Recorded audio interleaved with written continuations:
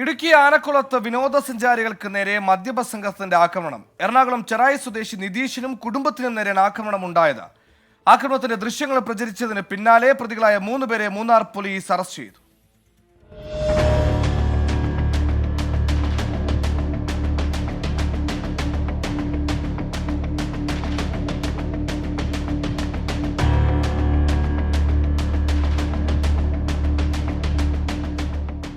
കഴിഞ്ഞ വിഷുദിനത്തിലാണ് നിതീഷിനും കുടുംബത്തിനും നേരെ ആനക്കുളത്ത് വെച്ച് ജീപ്പിലെത്തിയ 3 പേർ ആക്രമണം നടത്തിയത്.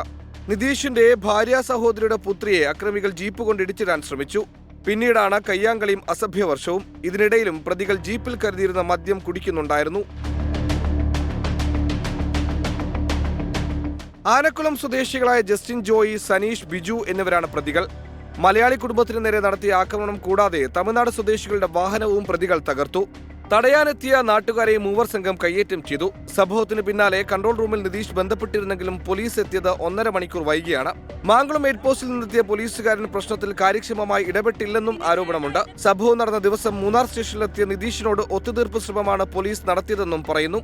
ആക്രമണത്തിന്റെ ദൃശ്യങ്ങൾ ഇന്നലെ വ്യാപകമായി പ്രചരിച്ചതോടെ നിതീഷിനെയും ബന്ധുവിനെയും മൊഴിയെടുക്കാനായി പോലീസ് മൂന്നാറിലേക്ക് വിളിപ്പിക്കുകയായിരുന്നു. തുടർന്ന് കേസെടുത്ത പോലീസ് ഇന്ന് 3 പ്രതികളെയും കസ്റ്റഡിയിലെടുത്തു. ഇവർ ഉപയോഗിച്ച ജീപ്പും പോലീസ് പിടിച്ചെടുത്തിട്ടുണ്ട്. 24 ഇടുക്കി.